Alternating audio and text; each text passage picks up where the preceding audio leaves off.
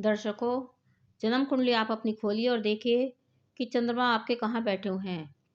चंद्रमा ग्रह के पास केवल एक ही दृष्टि होती है, 7वीं दृष्टि। पिछली वीडियो में हमने आपको सूर्य के बारे में बताया था। आज हम चंद्रमा के बारे में बताते हैं कि चंद्रमा कहाँ बैठकर कौन से भाव को देखते हैं। आप लगन में यदि देखें कि लगन में चंद्रमा बैठे हुए हैं, लगन में अंक कोई भी लिखा हुआ हो सकता है। यदि लगन में प्रथम भाव में चंद्रमा बैठे हैं तो अपनी 7वीं दृष्टि से वो दाम्पत्य भाव को यानी 7वें घर को देखते हैं। चंद्रमा यदि दूसरे भाव में बैठे हुए हैं तो 8वें भाव को देखते हैं। चंद्रमा यदि तीसरे भाव में बैठे हैं तो 9वें भाव को चंद्रमा देखते हैं। चौथे भाव में यदि चंद्रमा बैठे हैं तो 7वीं दृष्टि से 10वें भाव को देखते हैं। चंद्रमा यदि 5वें भाव में बैठे हैं तो 7वीं दृष्टि से 11वें भाव को देखते हैं। चंद्रमा यदि छठे भाव में बैठे हैं तो 7वीं दृष्टि से 12वें भाव को देखते हैं। चंद्रमा यदि 7वें भाव में बैठे हैं तो 7वीं दृष्टि से लगन को यानी प्रथम भाव को देखते हैं।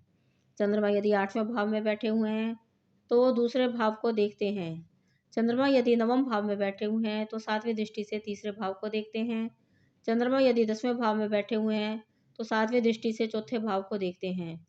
चंद्रमा यदि 11वें भाव में बैठे हैं तो 7वीं दृष्टि से 5वें भाव को देखते हैं।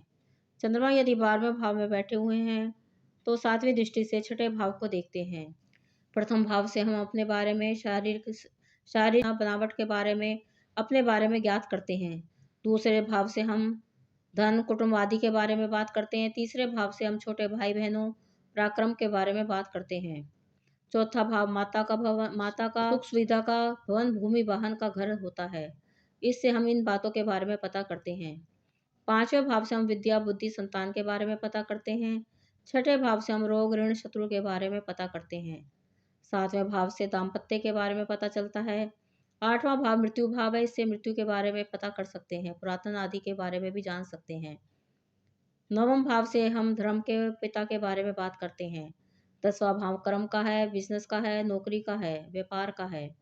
11वां भाव हमारा लाभ का है, इससे हम लाभ के बारे में बड़े भाई भाभीियों के बड़े भाई बहनों के बारे में पता करते हैं, लाभ का पता करते हैं। 12वें भाव से हम व्यय खर्च आदि के बारे में पता करते हैं।